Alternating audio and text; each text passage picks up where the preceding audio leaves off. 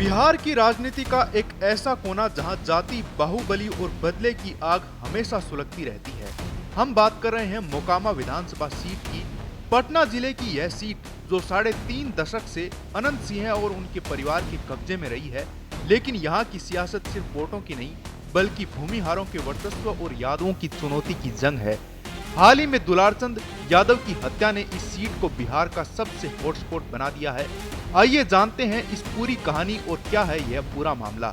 दरअसल मोकामा विधानसभा क्षेत्र पटना से करीब 100 किलोमीटर दूर बसा है, जहां की आबादी करीब 3 लाख है।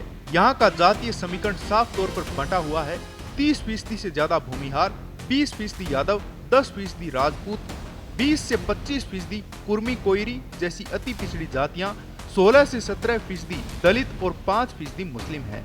भूमिहारों को यहाँ का राजा कहा जाता है क्योंकि 1952 से लेकर अब तक इस सीट से सभी 20 विधायक भूमिहार समाज से ही आए हैं।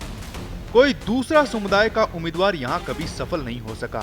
यादव, कुशवाहा, मुस्लिम और दलित वोट ही भूमिहारों को चुनौती देते हैं, लेकिन बाहुबलियों की ताकत ने हमेशा सियासत को उनके इर्द गिर्द सिमटा रखा है।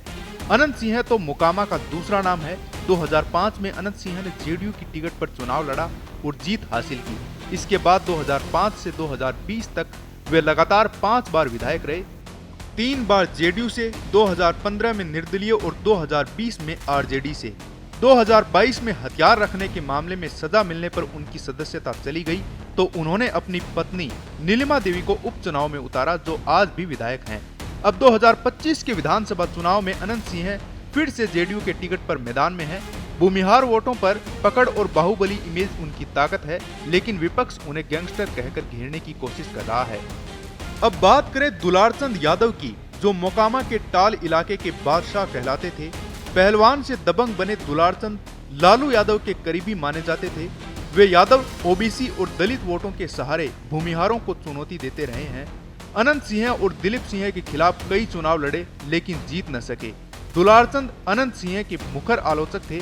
2019 में उन्हें कुख्यात गैंगस्टर बताकर गिरफ्तार किया गया, लेकिन अब गुरुवार को टाल इलाके में उनकी हत्या कर दी गई।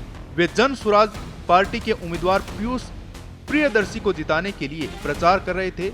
इस हत्या का आरोप जेडीयू के अनंत सिंह पर लगा है, जिन्होंने इसका आरोप सूरज भान पर लगाया है। इस घटना ने यादव समुदाय में आक्रोश पैदा कर दिया है और अब इस सीट पर तनाव बढ़ गया है। सूरज भान सिंह का नाम भी मोकामा की सियासत से गहराई से जुड़ा है। 90 के दशक में अंडरवर्ल्ड और राजनीति दोनों में उनका दबदबा था। 2000 में वे दिलीप सिंह को हराकर विधायक बने। इस बार सूरज भान की पत्नी वीणा देवी और मुंगेर की पूर्व सांसद आरजेडी की टिकट पर मोकामा से चुनाव लड़ रही है। 2020 में अनंत सिंह के खिलाफ जेडीयू से राजीव लोचन नारायण सिंह लड़े, जिन्हें सोनू मोनू गैंग का समर्थन भी था। 2022 के उपचुनाव में बीजेपी ने ललन सिंह की पत्नी सोनम देवी को उतारा। सूरज भान का समर्थन भूमिहारों में भी है, जो इस चुनाव को रोमांचक बना रहा है। बता दें कि चुनावी रणनीतियां पूरी तरह जातीय गठजोड़ों पर टिकी हैं। अनंत सिंह भूमिहार वोटों पर भरोसा कर रहे हैं, जबकि वीणा देवी को सूरज भान का समर्थन मिला है, जो भूमिहारों में भी पकड़ रखते हैं। यादव वोट दुलारचंद जैसे नेताओं के जरिए आरजेडी की ओर झुक सकते हैं, लेकिन हत्या से समुदाय में गुस्सा है जो किसी भी तरफ जा सकता है। कुशवाहा, मुस्लिम और दलित वोट निर्णायक होंगे। ऐसे में एनडीए बनाम महागठबंधन की लड़ाई में बाहुबलियों की भूमिका फिर से चर्चा में है। मोकामा सीट बिहार की जातीय राजनीति का आईना है, जहां बाहुबलियों ने विकास को पीछे छोड़ दिया है।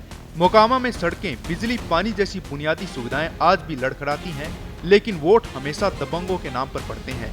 अब दुलारचंद की हत्या ने सवाल खड़े कर दिए हैं, क्या यह चुनाव हिंसा की भेंट चढ़ेगा? बिहार चुनाव आयोग और पुलिस सतर्क है, लेकिन इतिहास दोहराने का डर है। फिलहाल मोकामा की नजरें 2 बाहुबलियों अनंत सिंह और सूरज भान सिंह पर टिकी हैं। कौन जीतेगा यह तो नतीजे बताएंगे, लेकिन एक बात साफ है, यहाँ सियासत कभी शांत नहीं बैठती। ब्यूरो रिपोर्ट, पत्रिका। देश दुनिया की ताजा खबरें और वीडियोस के लिए अभी डाउनलोड करें पत्रिका ऐप।